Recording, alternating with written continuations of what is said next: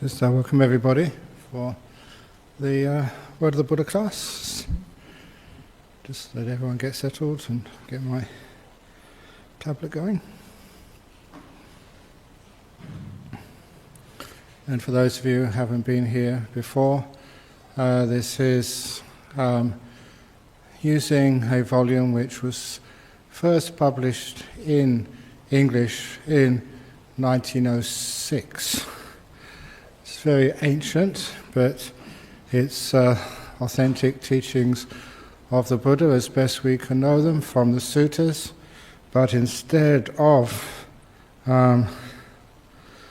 using the old translations, and anyone of you who have gone through those translations in the suttas, you can see that sometimes they are very thick with repetitions, which take away the flow of what's being described. It's also, the translations are usually word for word, whereas anyone knows that the unit of language is a sentence, not a word. So here I've been translating them sentence by sentence, and the word only has a meaning in its context, so not word for word, but sentence by sentence. And that also allows you to actually get some more interesting renderings for key Buddhist words. So it's not what you've heard before, but you can recognize it, and it seems to be much more powerful. So, you're clearing away a lot of the rust from the Buddha's teachings, so you can actually see it shining. It's also, because it's much clearer, you also find that it's much more challenging. Some of the things which it says there are just, wow, this is quite something different than you may have heard before. So that's why it should not be just telling you what you've heard before, but actually seeing deeper in to what the Buddha actually taught.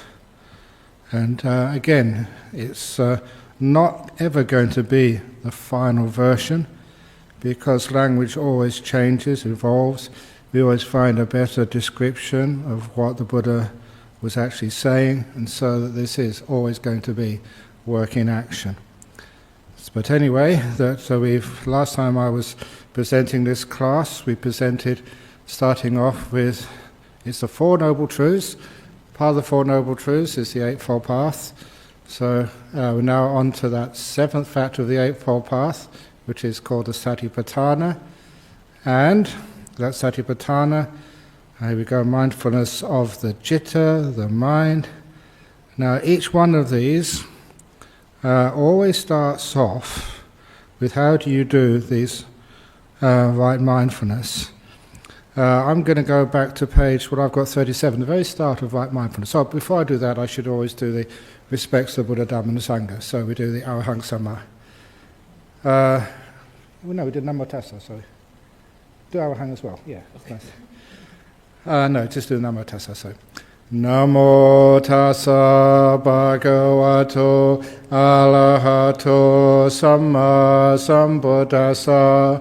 Namo tassa bhagavato arahato samma sambuddhassa. Namo tassa bhagavato arahato samma sambuddhassa. Buddhang Dhammang Sanghang Namasami.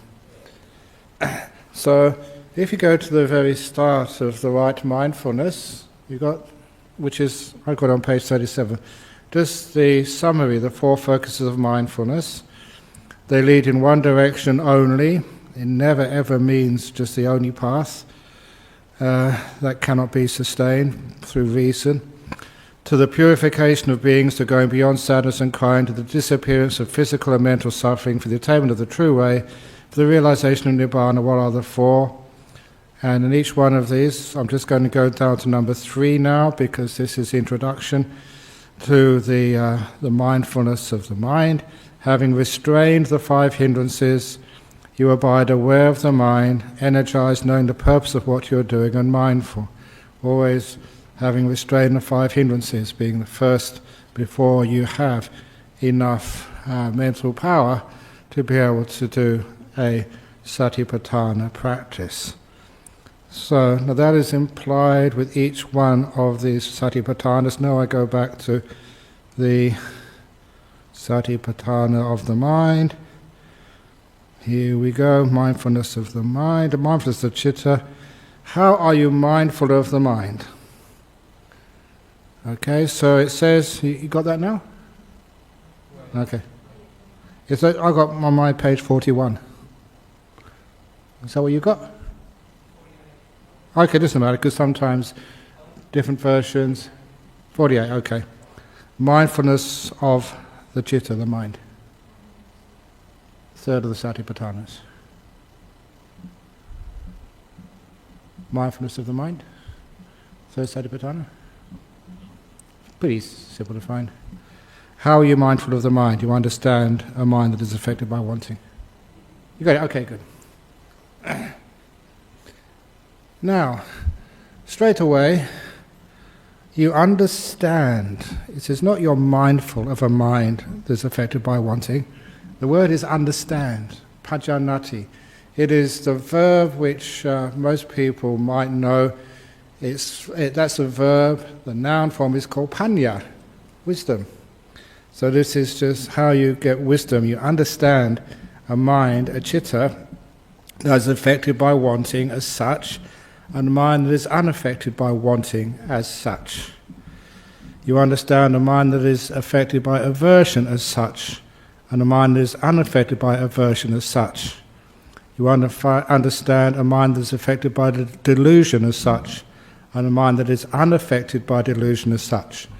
And that wanting, that aversion, and that delusion, of course, those are what's called the three kilesas, the three poisons, whatever you wish to call it. Very often the word was greed, hatred, and delusion. Or even sometimes people say greed, hatred, and ignorance. None of those translations was really adequate. It's much more subtle than greed. It is wanting, which is a much more powerful word, a much more all-embracing, covers many more things. It's not just being greedy, it's wanting even good things, let alone bad things. And the aversion is not just ill will, hating your boss, it's just really don't want to be here. It's a much more subtle form of negativity. And of course it's not just ignorance, because many people know what they should be doing, but why can't they do it? It's much deeper than that, it's delusions. So this is why I prefer the translations of wanting, aversion, and delusion. And so that's the first one. You understand a mind which is affected by these things. Sometimes you have what's called in Pali the historical present. In other words, you understand right now that my mind was deluded, that my mind was averse, that my mind did have wanting. In other words, when the wanting or the delusion is really great, of course you don't understand it properly at all, which is one of the reasons why it is important that we also understand what we call the historical present in Pali, which is you understand a mind, it's either affected now or it just was. And also you understand a contracted mind that is contracted because of dullness and drowsiness. That is the third hindrance. Sometimes you call it sloth and torpor. But again, those are not usually words which people use in everyday discourse. How many times you say, I feel slothful this morning? I feel torpid. We say, I feel dull. Yeah, you know what that is. Drowsy, you know what that is. So this is important when you make translations, to make sure that it's actually words which mean something to people. So just because, we heard it before, sloth and torpor, restlessness and remorse, whatever, just because you've heard it before, we can do better. So by dullness and drowsiness, and it is worthwhile noting, the Buddha calls that a contracted mind. Why do you call it like contracted? Because when you are dull, your mind is just very, very narrow. It's like in a prison. It's just really small.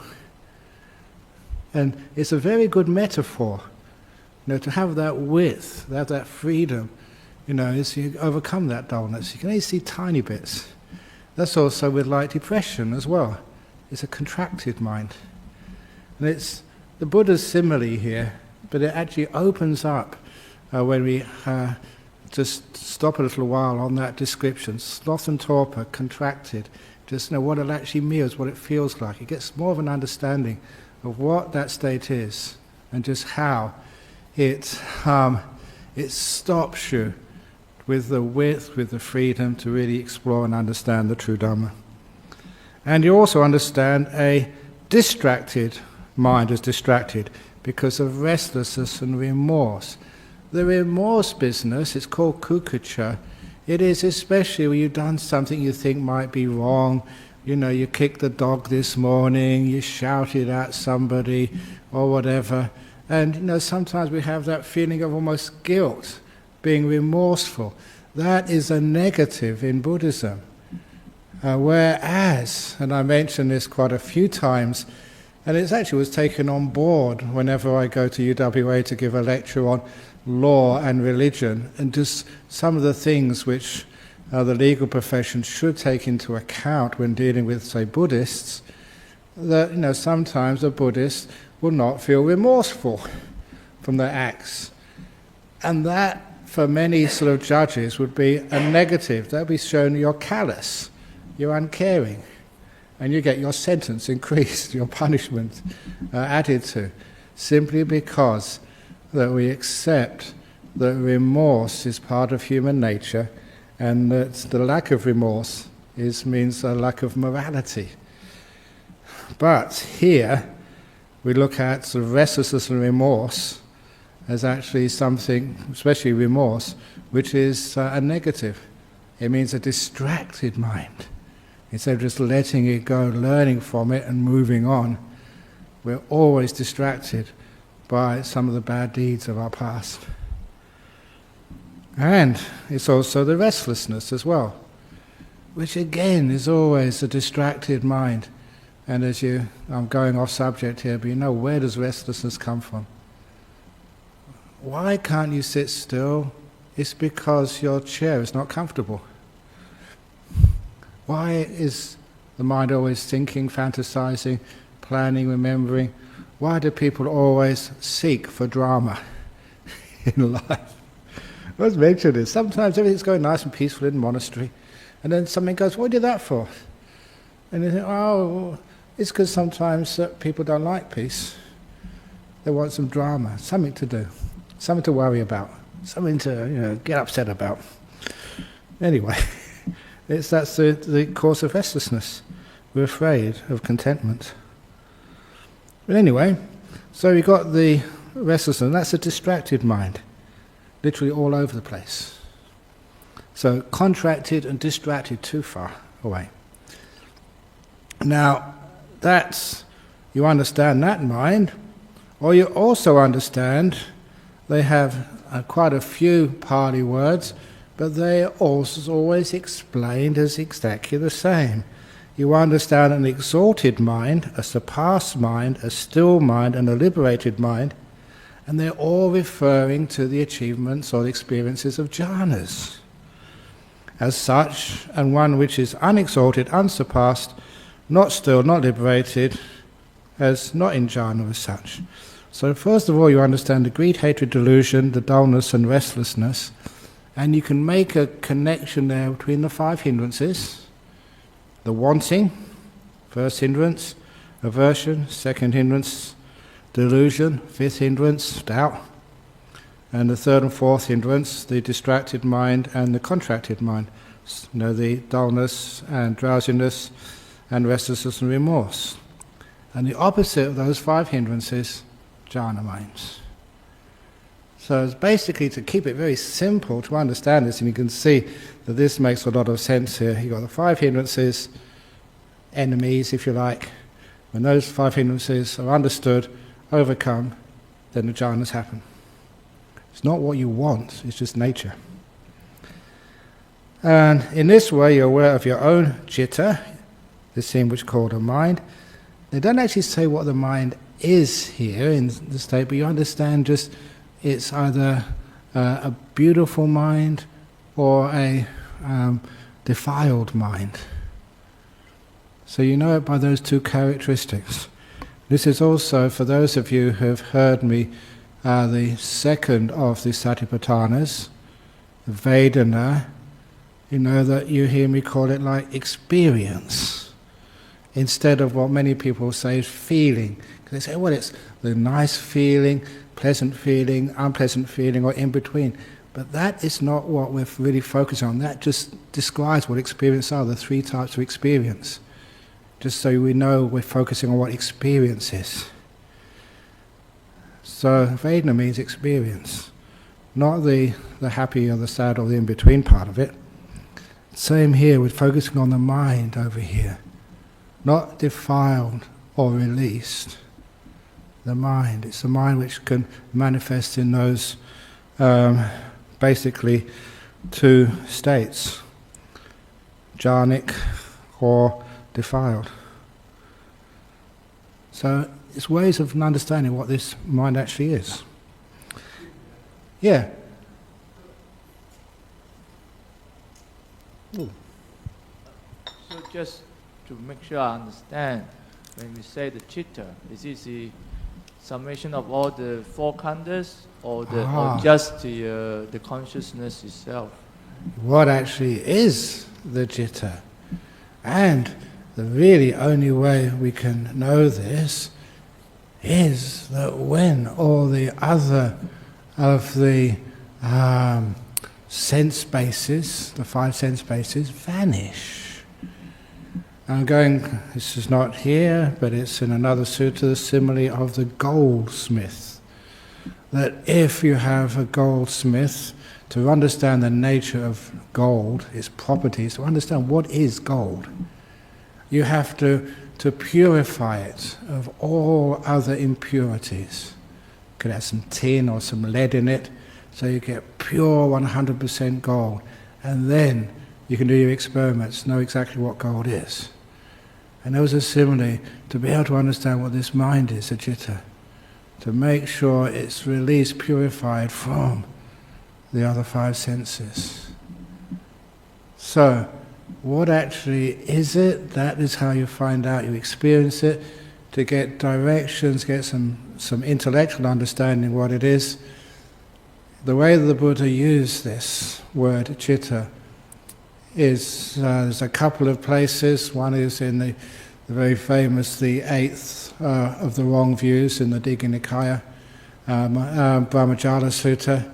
He said, that which we call citta or vijnana, consciousness, or mano, which is specifically the sixth sense base. He said, what people call that, that's, not permanent, not me, not mine, doesn't sort of persist. The point being here is the Buddha was acknowledging that people do not use these terms like philosophers or lawyers. They're terms used in ordinary life, the mind, the consciousness, the heart, whatever you wish to call it. So we have an idea of the body with the mind. But what actually is it?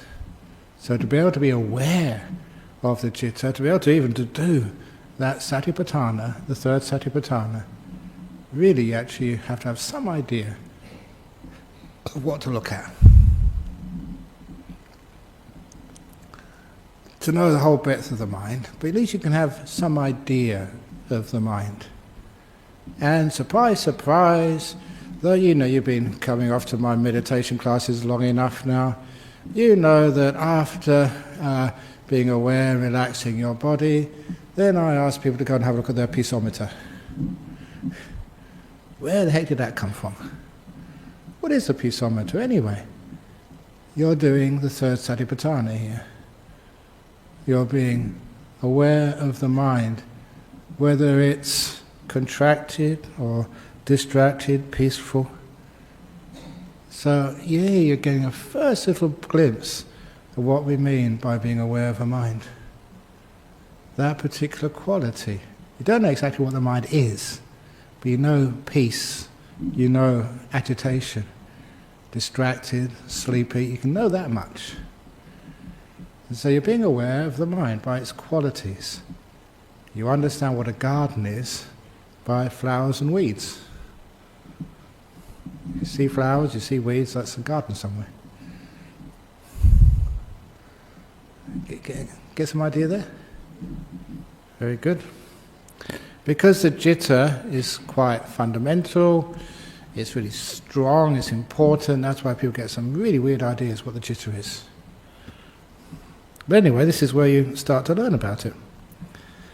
And in this way, you're aware of your own citta, you get to understand it. You're aware of what the others' cittas are the same nature as yours, that when they handed out cittas, you didn't get a bad deal.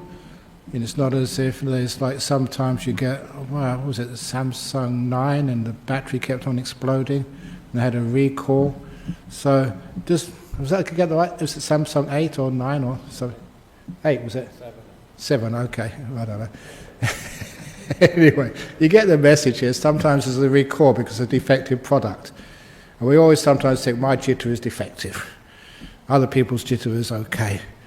And it's no. What it says here is, you're aware of your own citta, you're aware others' cittas are of the same nature as yours. So don't try and hand it back and get a refund. Or, you're aware both your own and others' cittas. Cittas are cittas, that's all. Or, now most importantly here, you abide aware of what causes the arising of the citta, the appearance of it. And that is nama-rupa. And we're not going into the Abhidharma description of nama-rupa, which really messed up the whole thing by giving a different description as in the suttas. Nama-rupa is basically the object of the consciousnesses. We have this beautiful simile of the sheaves of reeds, like the people drying hay. Or if you've ever been to Asia, you see after the reaping the rice harvest and threshing the rice to get the little buds off, which is the rice, and then you dry the straw, which is a really important product. To be able to dry, you have to lean it up against one another in order for the air to get in for them to dry. That was a common practice in those days. And you take one of those sheaves of straw or reeds away, the other one falls down. That was the Buddha's simile. They support one another. And so this is like nama-rupa, the objects of consciousness of the citta and the citta itself.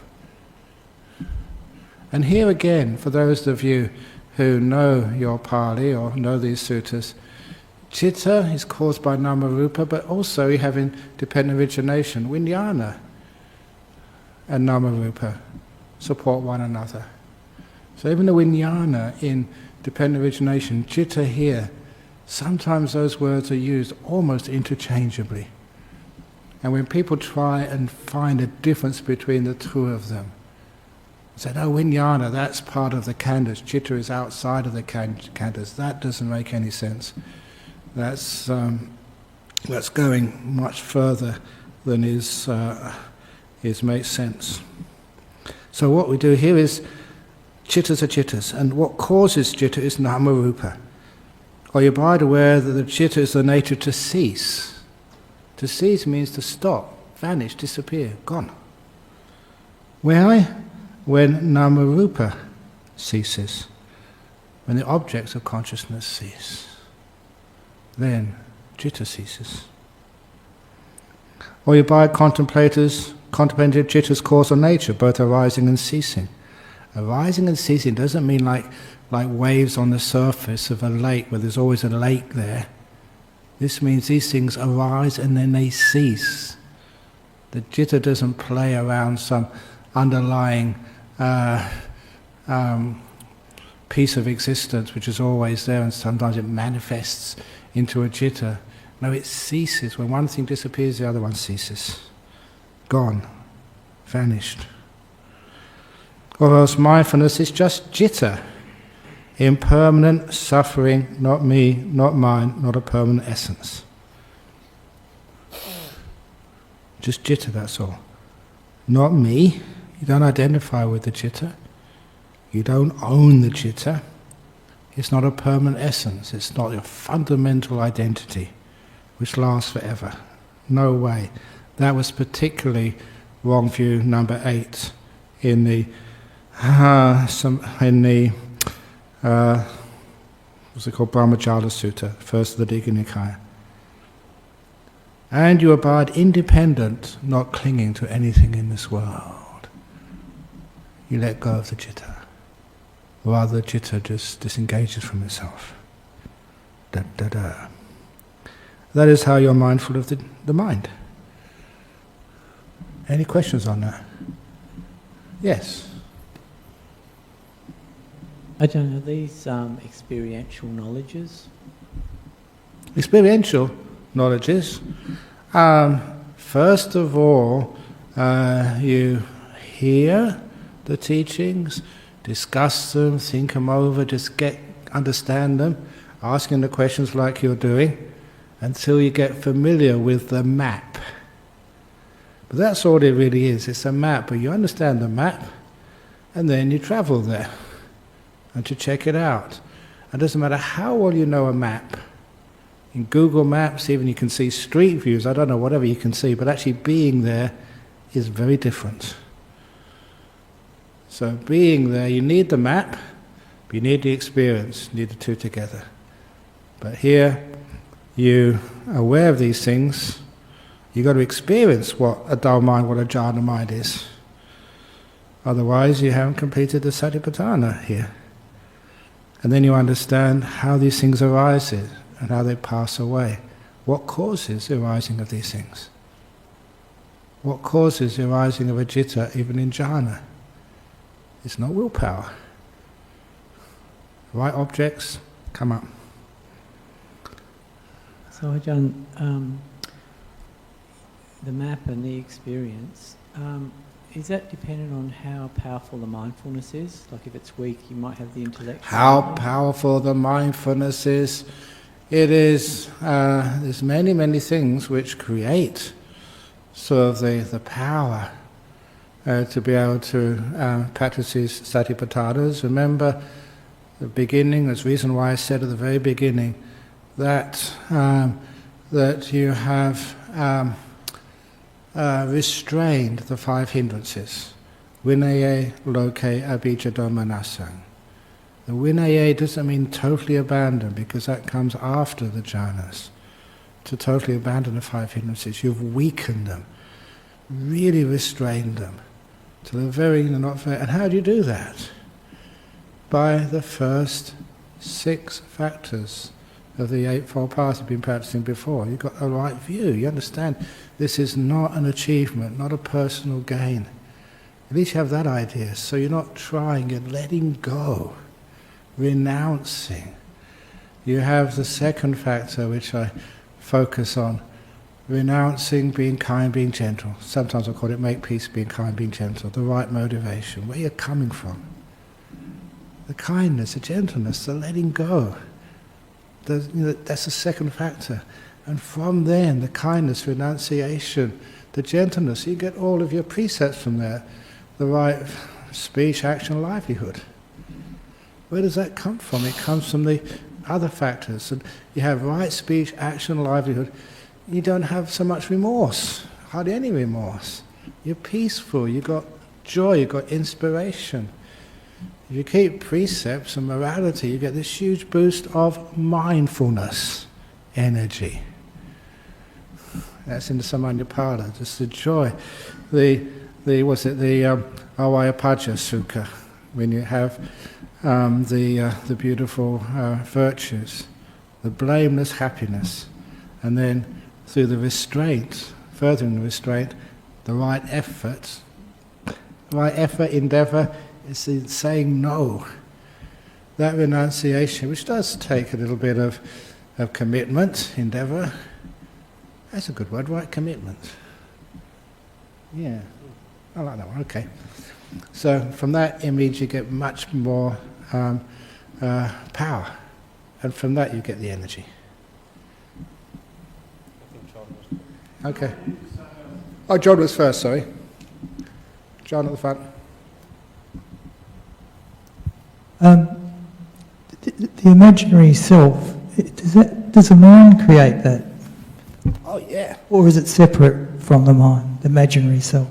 I imagine the mind. Well, what the mind is. The mind right now creates an imaginary self for the next moment, and that becomes a mind. Basically, the imaginary self, what actually do you mean by that? It is this mind, together with delusion, together with many other sort of qualities, this actually creates. From the delusion, we have this sankhara, this will. And as the will creates more delusion, perpetuates. Imaginary self creates whatever suffering. One of the most interesting and illuminating teachings of the Buddha was, the vipalasas. View. If you have a wrong view, not accurate view, it means you create inaccurate perceptions. From inaccurate perceptions, that's where we build up our thoughts, our philosophies. I've felt this, I've seen it, it has to be true. Can we believe our perceptions too much? And then from those perceptions, we get our view, our thoughts, views, and the views go back and just pervert our perceptions. This is the old vicious cycle. You can start anywhere you like on that three things. The distortion of the cognitive process. Say you have a wrong thought, that gives, that's what builds up your views. From wrong thoughts you get defective views. From defective views you get defective perceptions. Defective perceptions, more defected thoughts. You can see that happening. An obvious example is that President Donald Trump, he actually believes what he says. It's a weird thing when somebody is obviously just, it's not sort of seeing things like people should see them. You start anywhere, view that he's, a stable genius. I remember read the other day. If you have that view, then it's obvious, that's how you perceive yourself. As you perceive, so you think. And your think just reinforces your views. That's why that whole cognitive process, even trusting bare perceptions, is very dodgy. So, how do we overcome that? What perverts that process which actually stops you seeing truth, perceiving properly, is 5 hindrances. You see what you want to see. You believe what you want to believe. When those wants and those aversions, sloth and torpor, the dullness which contracts the mind, no restlessness and remorse, you're not distracted, you're precise. And you're courageous. You don't see what you expect to see, what you want to see, you see what's there.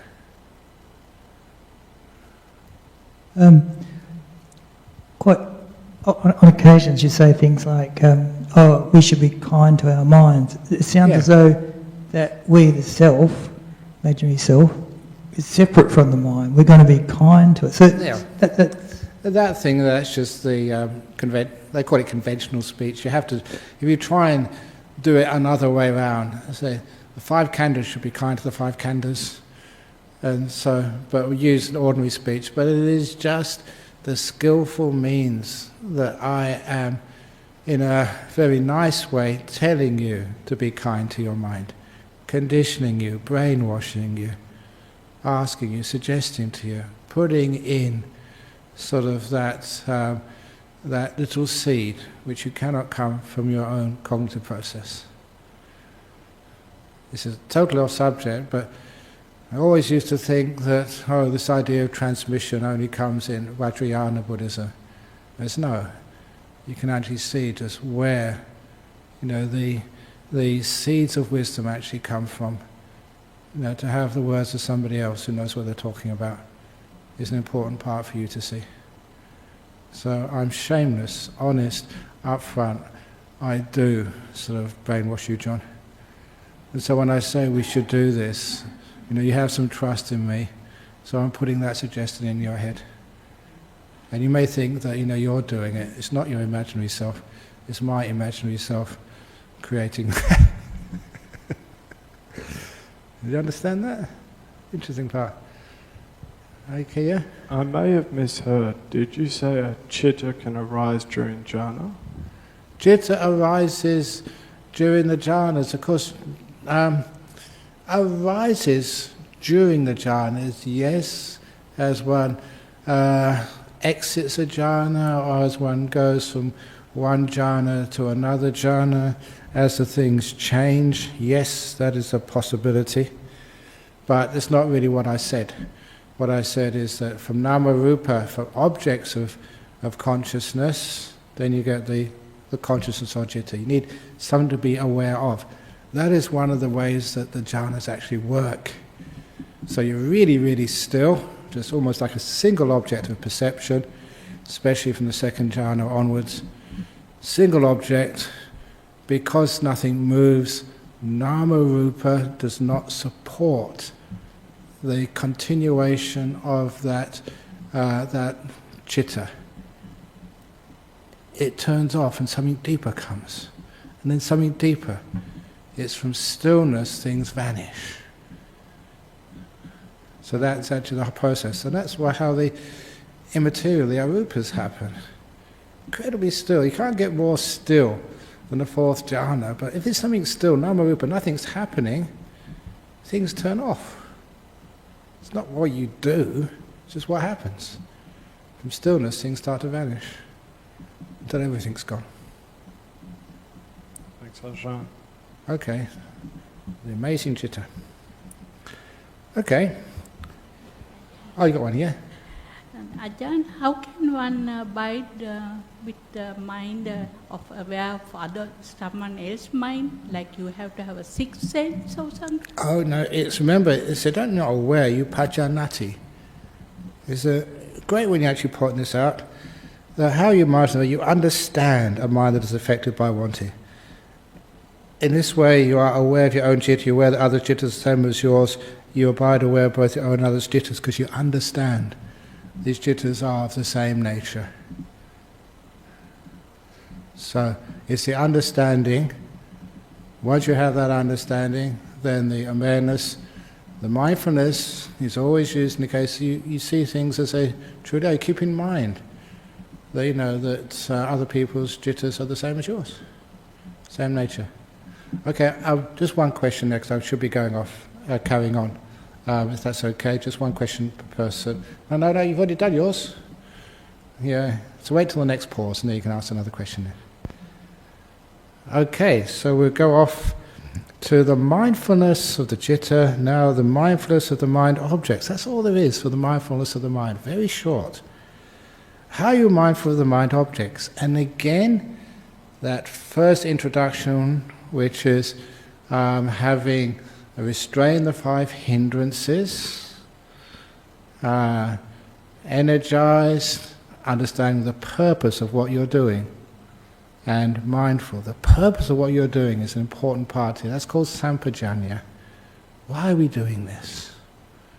And it's not just to get enough material to get a PhD in neuroscience. It is, and it says here, you abide. In other words, the mindfulness is just a citta, impermanent suffering, not me, not mine, nor self, is established in you to the extent necessary for mindfulness and wisdom essential to liberation. That is the purpose. So first of all, we have to have restrained the five hindrances, have enough mindful, and always keep in mind the purpose of this. What we're doing this for. So the five hindrances. You are mindful of mind objects in terms of the five hindrances. The mind objects, not the citta now, what the objects of the mind is. So, when there was wanting regarding the five senses, you are mindful that there was such wanting. When there is no wanting regarding the five senses, you are mindful there is no such wanting. You also understand how such wanting arises, how to let go of such wanting, and how such wanting doesn't arise again. This is the karma chanda, which is the wanting in the realm of the five senses. It does not affect actually the wanting in the realm of the mind. There being aversion in you, there being dullness and drowsiness in you, there being restlessness and remorse in you. When there was doubt in you, you are mindful there was such doubt. When there is no such doubt, you are mindful there is no doubt. You also understand how such doubt arises and how to let go of doubt, how doubt doesn't arise again. So there's an understanding here. You understand it, you understand when it's absent, and then you understand the cause, what allows these things to arise, and how, that these things don't arise in the future. So it is not just being aware, but it's for the purpose of understanding how these things work. So just like sometimes if any of you learn how to fix up your own cars, in the old days you could probably do that, I don't know, maybe it's just far too complicated these days, or fix up your own motorbikes, or fix up your own bicycles, that, you mess around with it first of all, and you put it together again, just a bit of trial and error, you find out, you actually understand how these things work. What causes it to go well? What causes it not to go well? So this is where you understand these five hindrances. What causes them? What overcomes the dullness and drowsiness in you? And we go on to the little tangent from Majjhima 39 about the five hindrances. Suppose you took out a loan and your business was successful. Then you repaid that loan, there was enough left over for your own enjoyment and for that of your family. As a result, you'll be glad and full of joy. Or suppose you were very ill. That was a simile for the first hindrance. So, the first hindrance of wanting things, it is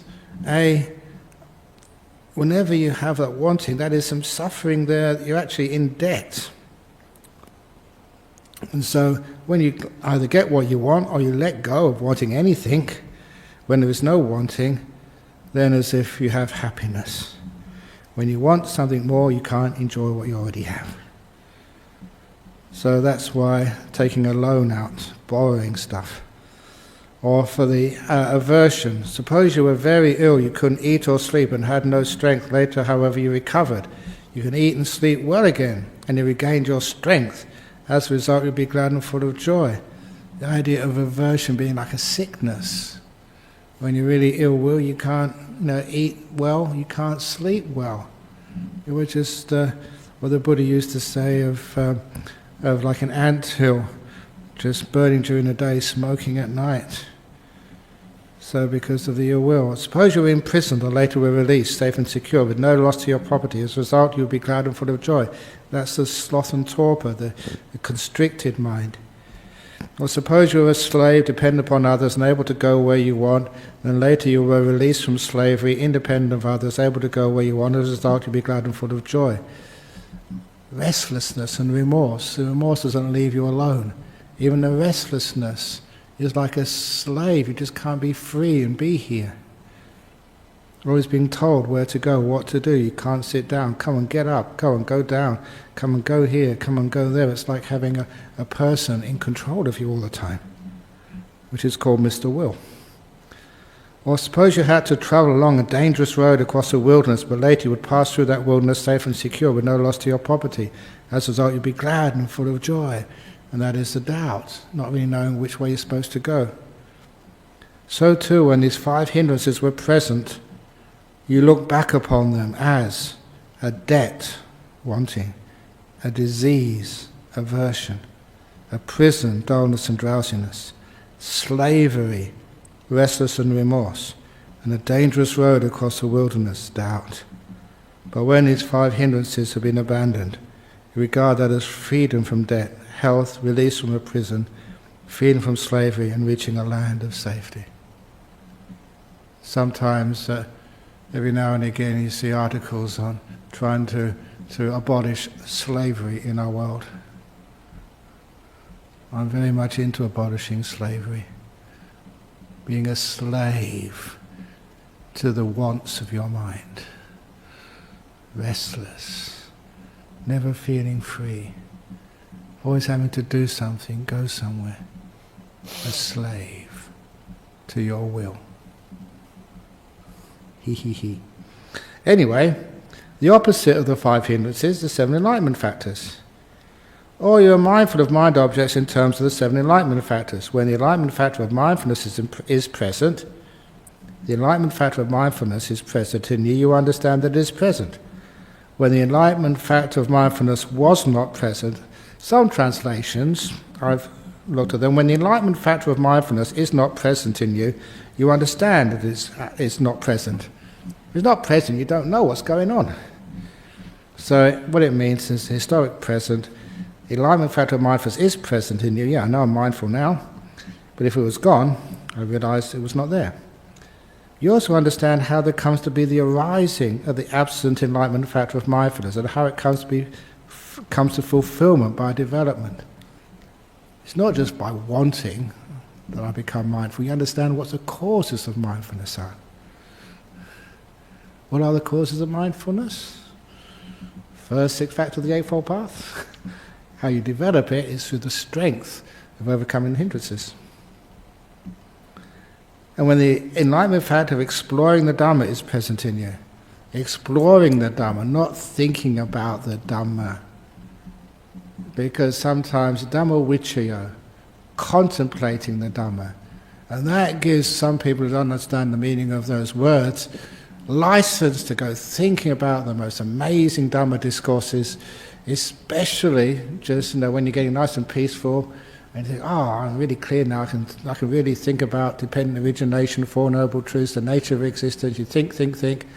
That is not exploring the Dhamma. The old, you've seen me do this before, I'll do it very quickly. What is it I'm holding up now? And people say, it's a glass, it is actually not plastic, it is about 4 inches, it is conical, which truncated cone, it is 3/4 full of water, it is shiny, blah blah blah. That is not exploring the Dhamma. That is contemplating, thinking about it, which gets you nowhere. But then you come to the point you've exhausted all of your descriptions. So all those words which you were taught at school or other places, that's not what this is. Those are just the names, descriptions, old stuff. Until you can actually just allow your mind just to settle on this. Don't give it names, don't try and get the right answer. It's interesting, as soon as I do this little experiment, people say glass, I say no, and then someone else, oh yeah, I got it, it's 3/4 full, or whatever, 1/4 empty. They always want to get the right answer. Trying to get the right answer, that's just ego, sense of self. It's not the right answer, you explore the Dhamma. Because as soon as you think you've got the right answer, you don't go any further. So, until you can see it and all the names disappear, then actually you can start really getting into it. Exploring the Dhamma, not what you've been taught. Never allow all your knowledge to stand in the way of truth. He. So, when the enlightenment factor of exploring the Dhamma is in you, when the enlightenment factor of energy is present in you, now this is not coming from striving. You get the mindfulness, allow the mind to explore the Dhamma, you get really inspired, you get really high energy. And from the high energy, when the enlightenment factor of joy is present in you, joy, be careful you get attached to it, it never says that. Joy, if it comes from the right place, is good. It's what's supposed to happen. If it's present in you, understand it, where it comes from, and how it comes to fulfillment by development. You can fulfill the joy.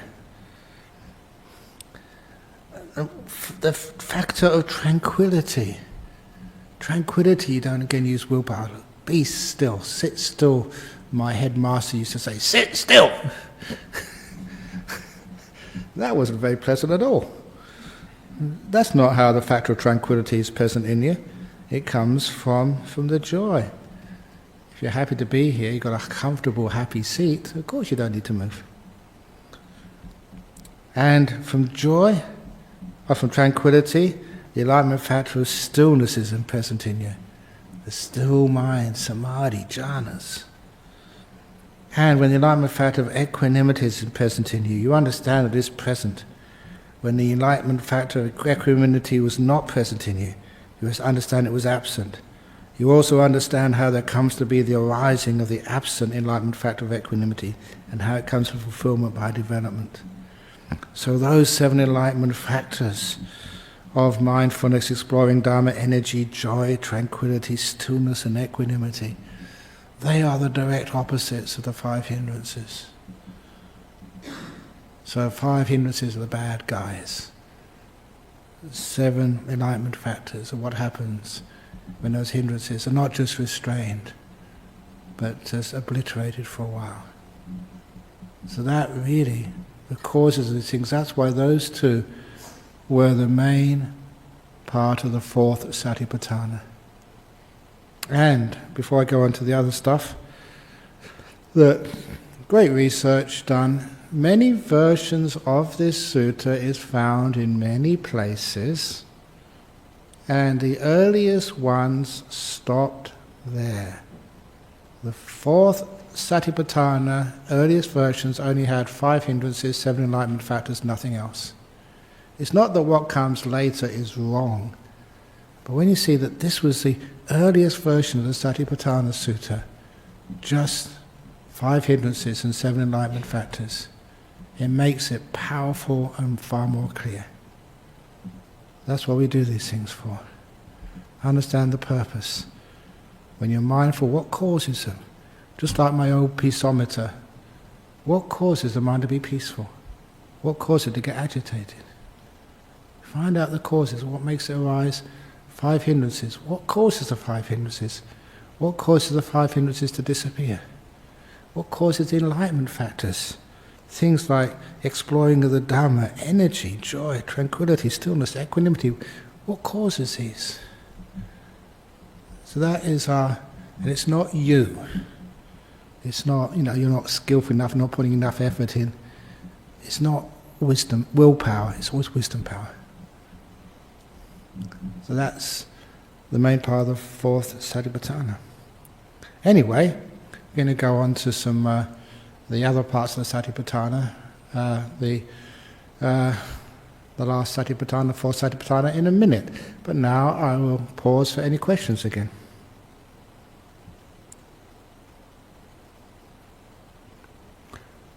Okay, yes. Yeah, Peter? Just returning to previously, you said Yeah. that everyone's chitta is the same. What about people with, say, for instance, autism? That's just a brain thing. Underneath that, their mind is something which is behind that.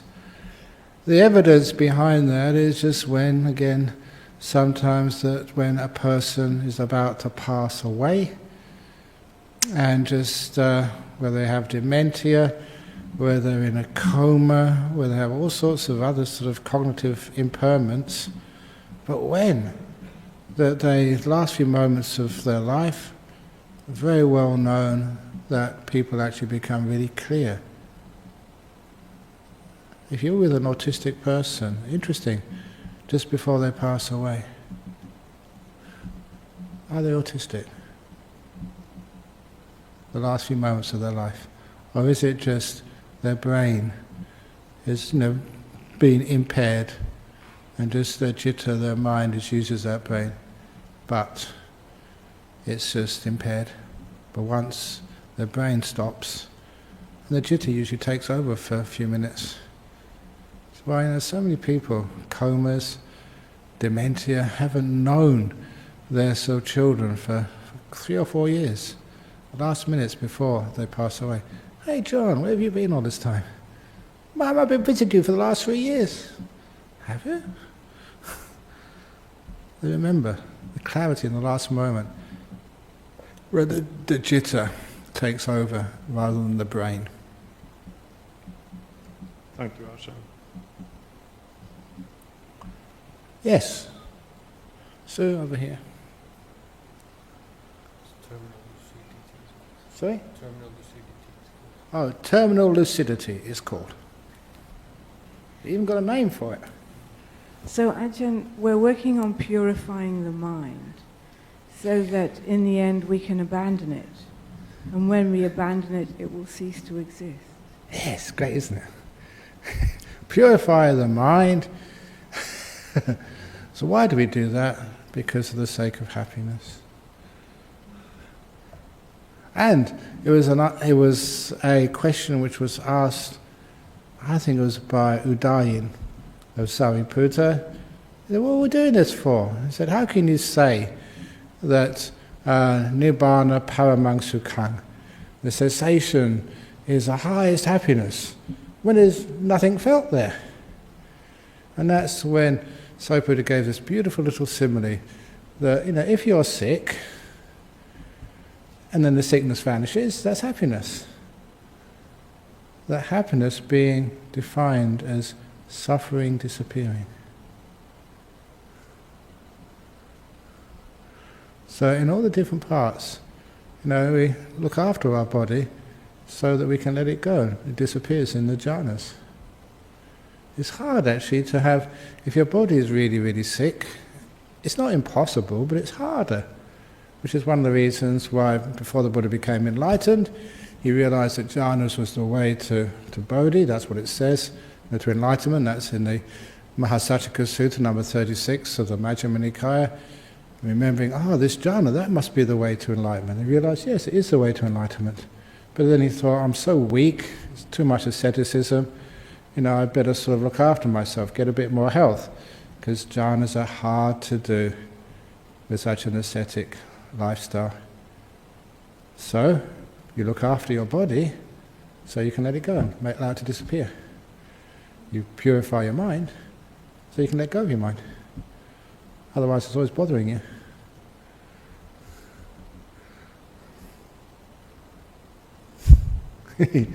You purify things so it can disappear.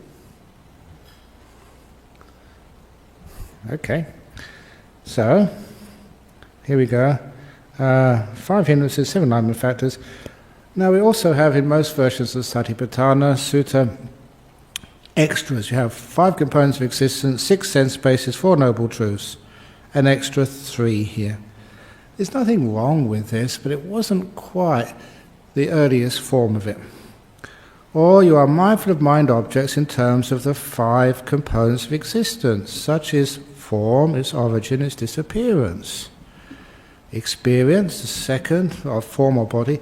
Experience, such as origin, such as disappearance, such as perception, its origin, its disappearance, such as will, its origin and disappearance, such are consciousnesses, such are origin and a disappearance. And one of the most important little translations or retranslations is to call not consciousness but consciousnesses. There are 6 different types of consciousness. It's not just consciousness singular, because that starts people thinking of some soul or some essence. 6 different types of consciousness. That's why I call consciousnesses. When one is there, the other ones aren't there. And such is the origin. Where the consciousness comes from.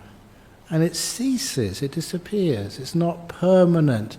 If it's not permanent, always there, it can't be your essential being. And perception is origin and disappearance. We trust in these things. It's my perception. I saw it for myself. It was real. And years and years ago, I remember just, so many years ago now, I was giving a talk in the Psychic Research Centre or something. It was in Hay Street years ago, late at night. Another way back, going down over the causeway and Albany Highway, there was a car crash, which was right behind it. And just, we pulled up to assist. And then afterwards, because I saw it, the policeman asked me for the interview, what did I see? And then, afterwards, what I thought I saw actually wasn't. The colour of the car was wrong. So it was a black car, and they said, no, look, it's over there, it's yellow. Oh, it's well known to policemen. Because your memory, how you perceive things, you perceive actually what you thought happened, not actually what was true. You fill in the gaps. Perception is notoriously unreliable. There's no such thing as bare perception. But I saw it. Well, you had an experience, but you've interpreted it a long way since then. So anyway, that's experience, perception, will. Where does your will come from? What's the origin of the will? Is there some essential anusha inside who decides to smile? Or why did you smile? Had you any choice? Was it really, where did your will come from? What's the origin of your will? Such is disappearance. What, you mean I'm taking away your will? I'm not taking it away, it just vanishes. Scary. That's what the Buddha says. It's origin disappearance. Or the 6 sense bases. Or you're mindful of mind objects in terms of 6 and external sense bases. You understand sight, understand forms, that's what sight sees. Understand the theta that arises dependent upon both. Understand how there comes to be the arising of the unarisen theta, how comes the abandon of the arisen theta, and how there comes to be the future non-arising of the abandoned theta. Wanting, you see things. As soon as you see things, you want to get rid of them, or you want more of them. Amazing, just sight is a big pain in the eyeballs. Or whatever. And sometimes people just want to see more things. Have you seen the Great Wall of China yet? If you haven't, if you can't afford it, come to Bodhinyana, you can see the Great Wall of Bodhinyana. What do you want to see things for? Just conditioning people say, oh, you haven't lived until you've seen the, what's the latest thing you've got to go and see? I don't know, the Himalayan mountain. Have you been to Mount Everest yet, the top of Mount Everest? I don't know, what do you want to go and see that for? Anyway, that's a theta. That goes with all the other ones. You're mindful of mind objects in terms of hearing, smelling, tasting, touching, and also the mind. Or in terms of the Four Noble Truths. You're mindful of mind objects in terms of the Four Noble Truths. You understand that as it actually is. This is suffering. This is the origin of suffering, cessation of suffering. This is the way leading to cessation of suffering. Now, each one of those things, if you do them, then that's helpful because you understand the rising and passing away of these things, what causes them, and because they're caused, when the cause disappears, just like the old oil lamp simile, remember Agawachagota, that's the flame depends upon the wick, the heat, and the oil. It's caused. When those three things come together, the oil, the wick, and the heat, you get the flame. But when one of those causes disappears, then the flame ceases in nirvanas. That's what I mean by cause and effect. Just like the arising of will. It's just like a flame. It has its causes. When you take one of those causes out, it disappears. It's not you. You mean I'm not responsible for all my silly jokes? Yes. It's total conditioning. My father. Blame him all the time. Silly jokes he used to tell me. Anyway, the summary of the mind objects. In these ways you are aware of mind objects. Are you aware that others' mind objects are the same as yours? Same nature as yours, sorry. Are you like just the mindfulness of a Buddha is the same as the mindfulness in you? Same nature. Maybe not as powerful, but the same nature. Or else you abide aware of what causes the arising of mind objects. Attention. We abide aware that when mind objects have the nature to cease, when attention ceases, we abide contemplating mind objects cause the nature of both arising and ceasing. Or else mindfulness is just mind objects. impermanent suffering, and not me, not mine, not a permanent essence, is established in you to the extent necessary for mindfulness and wisdom, essential for liberation. And you abide independent, not clinging to anything in the whole world.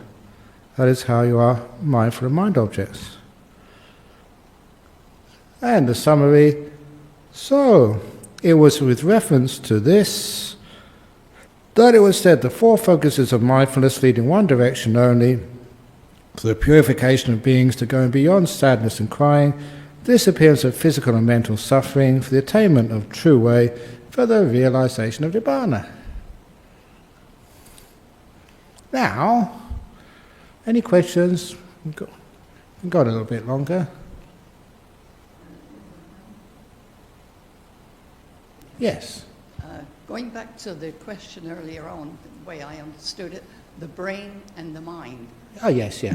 Well, I've got a few friends at the moment who are suffering with Alzheimer's and Parkinson's disease, quite a few people. And they've been getting very frustrated saying, the partner won't do what I tell them.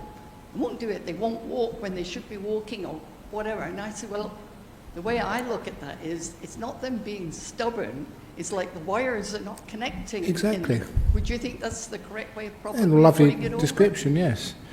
You just, the wires are not connected properly and you can't do that. They're disconnected, so they don't follow your orders. It's in the sense you could make, it's frustrating, but it just shows you just how much you have to let go. You can't control things. Thank you. But it's wonderful if you do have the opportunity to be with them in the last moments of their life. They always say the terminal lucidity, and it's such an amazing thing that they've got no Alzheimer's. Where's the Parkinson's gone? Just because they're just about to go. The mind is free.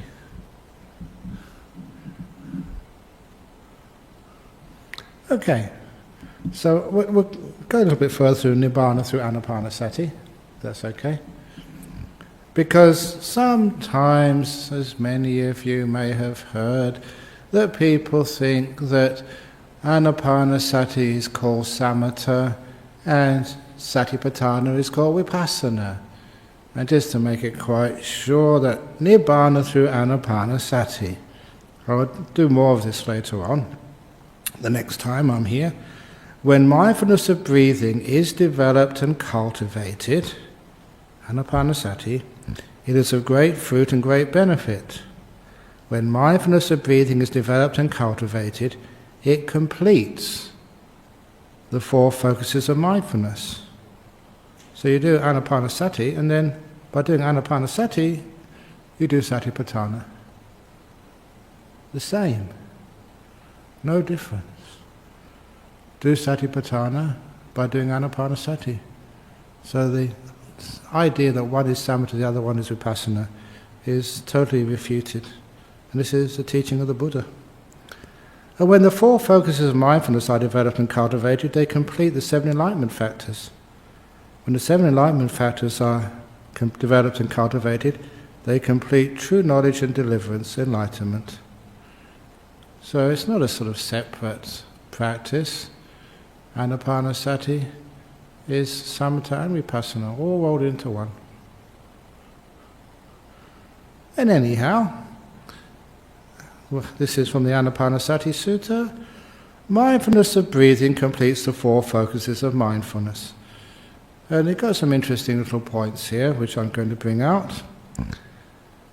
When the in-breath and out-breath are long, and you're aware that they are long, when the in-breath and out-breath are short, and you're aware that they are short, when you learn to experience the whole of the breath as you breathe in and out, when you learn to calm the body of the breath as you breathe in and out, on those occasions you are mindful of the body, having restrained the five hindrances, energized, fully aware of the purpose and mindful, because in and out breathing is regarded by the Buddha as a body in the category bodies.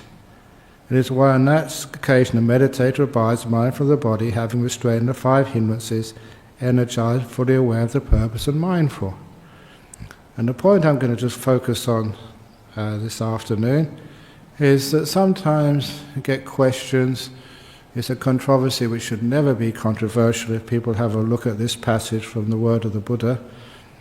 The third of the stages of anapanasati, of when you learn to experience the whole of the breath as you breathe in and out, the Pali is sabakaya patisangvedi. You experience the whole of the kaya. And so some people say, okay, yeah, you know a long breath, you know a short breath, and now you go back to awareness of the whole body. You know, the toes, the arms, everything.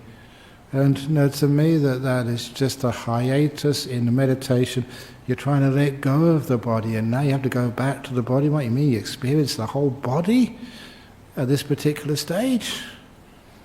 And of course that's not what happens naturally.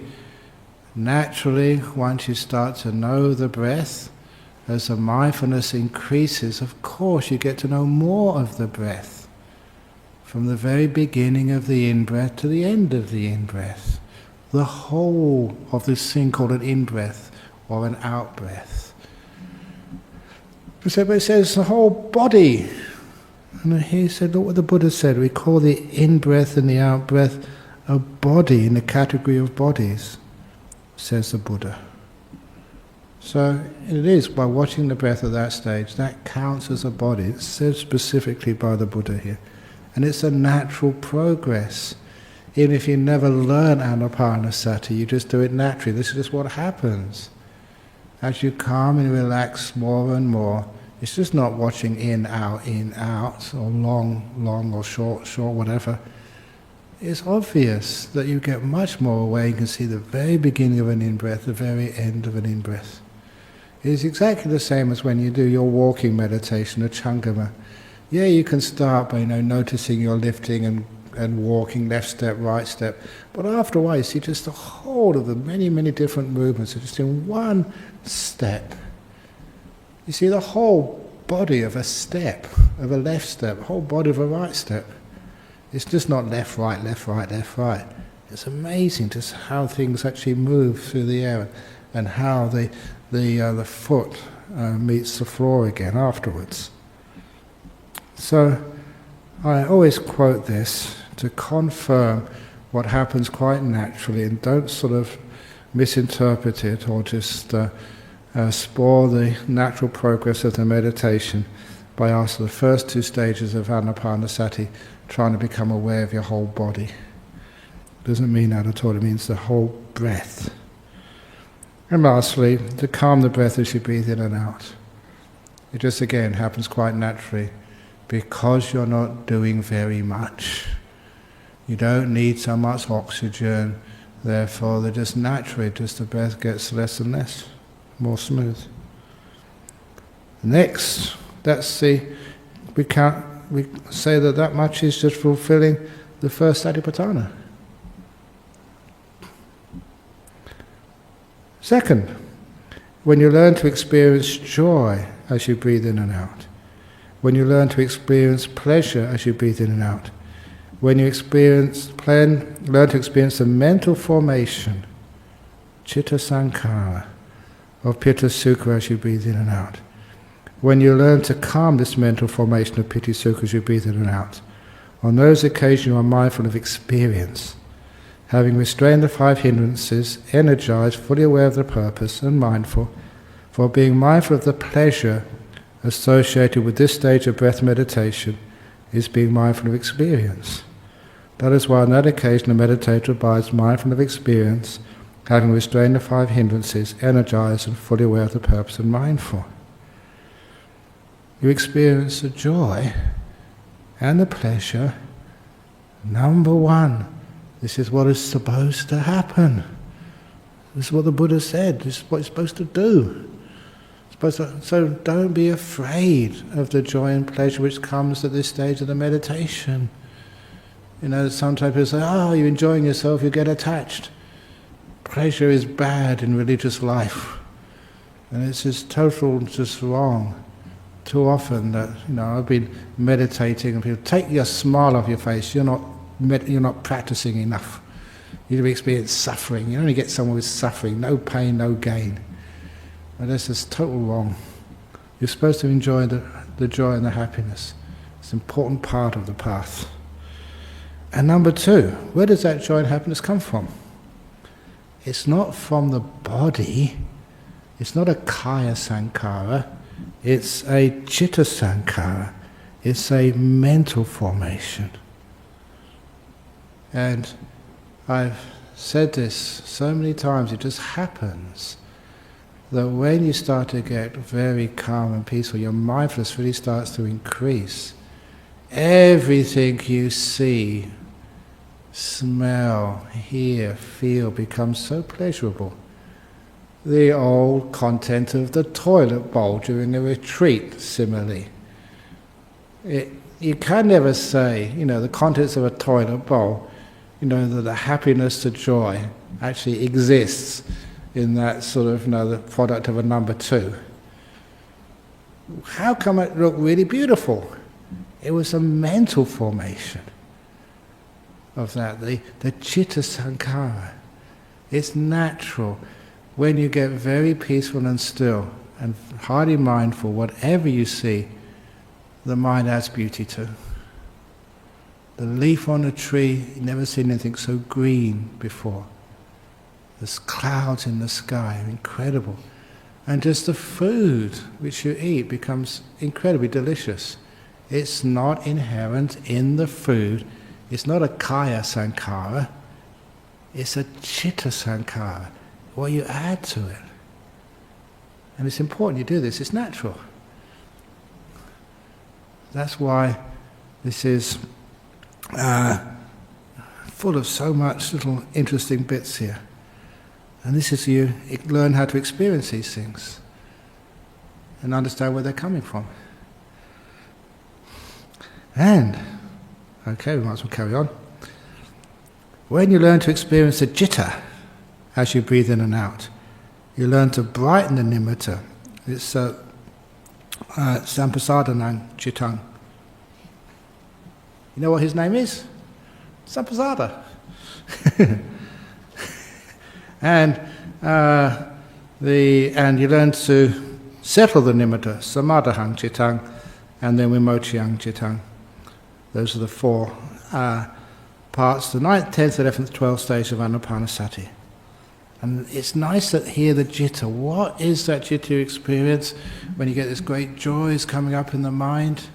You get this beautiful light coming up, the nimitta. Why do I say that citta is a nimitta?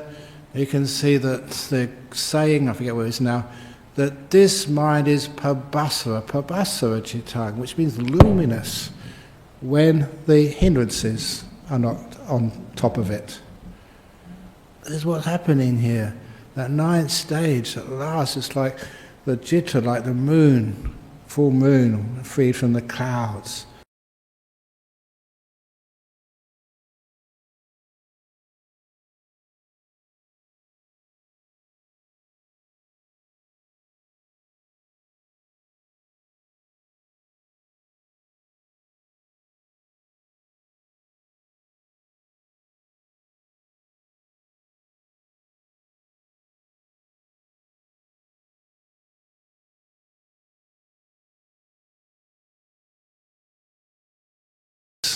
Sometimes it's incredibly bright. I don't know how many. Over in Jhana Grove, I've got these, courtesy of Singapore Airlines, nice little plug for Singapore Airlines, got all these eye shades. I got those there because sometimes people say, I can't be seeing a light, it must be some imagination, or the light coming through the windows or something. And I put these eye shades on them. And it's a real light. Another thing which happens when we start seeing them, but sometimes the eyelids begin to flicker. It's a response which they can't really control. Are they seeing a light? Are they not seeing a light?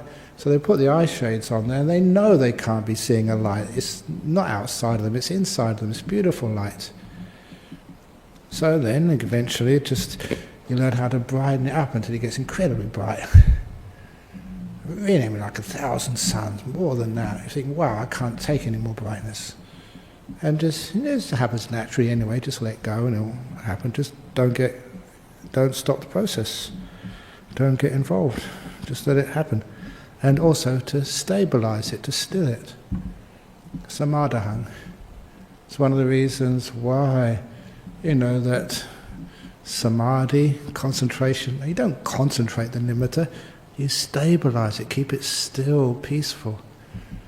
That's where, I started to think concentration is not the right word, stillness. So to keep that nimitta still, so it's not moving all over the place. Those two things work together. When it's still, it gets brighter. When it gets brighter, it's easy to keep still. And then eventually that leads into the jhanas. Vimochyan, freeing the citta. Freeing the citta, freeing this mind totally from the five senses. So before, the five senses are weakened, but when you get into the jhanas, the five senses are not really there. Five hindrances also gone. And then you've got the citta right in front of you. You're in it. So that's where you really understand it. You understand what it's like to be in a jhana. A mind liberated, free. In a citta. In a jhana. So, on these occasions you are mindful of the citta, having restrained the five hindrances, energized, fully aware of the purpose, and mindful. Sometimes people say, oh, you're in a jhana, you're not mindful. You've got to be mindful. Buddha says, inside the jhanas you are mindful. I do not say there is the development of mindfulness of breathing for one who is dull, who is not fully aware, and that's reaching the jhana, because that's where the hindrances go. That is why on that occasion a mind meditator abides mindful of the mind, having restrained the five hindrances, energized, fully aware of the purpose, and mindful. And 4, when you learn to explore impermanence in breath meditation, explore things fading away in breath meditation, learn to explore things ceasing in breath meditation, when you learn to explore relinquishing things in breath meditation, that's the last 4 stages of anapanasati: impermanence, fading away, ceasing, relinquishing. On those occasions you are mindful of mind objects, the Dhamma, having restrained the 5 hindrances, energized, fully aware of the purpose and mindful, having seen with wisdom the impermanence, fading away, cessation and relinquishment of the 5 hindrances. You've watched that. You've experienced it. That's what happens in the jhanas. The impermanence, fading away, cessation and relinquishment of the 5 hindrances. And you are mindful with equanimity. That is why on that occasion you are mindful of mind objects, having restrained the 5 hindrances, energized, fully aware of the purpose and mindful. That is how mindfulness of breathing, developed and cultivated, completes the 4 focuses of mindfulness. And I'll pause there, because afterwards how they complete the 7 factors of enlightenment, and after the 7 factors of enlightenment, how she fulfill the everything, enlightenment. But actually the last part is pretty much exactly what we said before, so maybe next time I'll just go straight to the jhanas. But, any questions on that so far? I know, is this being broadcast overseas? Is there any questions from overseas? Okay. Hello, Ajahn Brahm. I have a question on delusion. Mm-hmm. In the origination or origin of all suffering, it says that delusion leads to having will. Mm-hmm. And then somehow it goes to the senses. But how do you get the delusions before the senses arise? Again, there's a bit of what becomes first, the chicken or the egg idea. But it's a wonderful thing to see that from delusion. From the delusion, there's this idea that you can get what you want, that by striving that you'll find some freedom, some security, some safety. And after a while, something comes up to give you a little bit of wisdom to try letting go. And there you find, because letting go is not creating the sankhara, it's not doing the will anymore. Sankhara, one of its core meanings is will. Volitional formations. The volition is really important, much more so than formation. These are willed. And so that a little bit of a time you get sort of letting go of the five hindrances, and that actually stops the will for a little while, enough to have an opportunity to see through delusion, see things as they truly are. Or the other little statement which comes up again and again and again from the Buddha is that it's from that stillness, from the jhanas, that you see things as they truly are. Samadhi pachayang yata bhutayana dasana. That deep, deep stillness is the cause for seeing things as they truly are. Because the point is, from that stillness, it overcomes the five hindrances for a while, which gives you that literal window of opportunity, that window of clarity, to actually to see what was delusion, what is clarity. It's from there that you weaken the hindrances until those hindrances are totally overcome. Only then can you say that delusion has been abandoned. Okay, got some questions from overseas. Thank you. Okay. It's Venerable Canada in London, that's Venerable Chanda. I have a question about being mindful, about not being mindful. Is it possible the Buddha is talking about two different levels of mindfulness? Either basic mindfulness developed before jhana and satipatthana knows that a deeper, more penetrative mindfulness after jhana is absent. It is actually true that there are different levels of mindfulness, but I think here, it means that you understand what mindfulness is and what mindfulness isn't, and it doesn't really mention the different powers of the mindfulness here, but it is a case that in that fourth satipatthana of understanding these mind states, how can you really be mindful, really understand, when there's no mindfulness there, or when the mindfulness is weak. Even if it's not, if it's weak, you can sort of understand it, but you're not getting the full picture. You're subject to being deluded, and you can't trust, what you see. So, in order to truly understand it, you're mindful that mindfulness wasn't there afterwards. So otherwise, if it's not real full mindfulness, you can still sort of get it wrong time and time again.